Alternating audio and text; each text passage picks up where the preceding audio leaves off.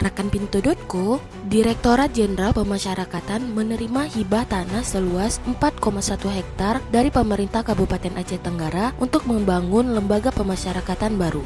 Direktur Jenderal Pemasyarakatan Masudi mengatakan pembangunan lapas baru akan segera dilakukan untuk menggantikan lapas kelas 2B Kutacane yang sudah kelebihan kapasitas. Surat hibah tanah tersebut diserahkan langsung oleh Bupati Aceh Tenggara, Salim Fakri, kepada Masudi saat meninjau lapas kelas 2B Kutacane. Saat ini lapas Kutacane dihuni 362 narapidana dan tahanan, padahal kapasitasnya hanya sekitar 100 orang. Masudi mengaku prihatin dengan kondisi tersebut.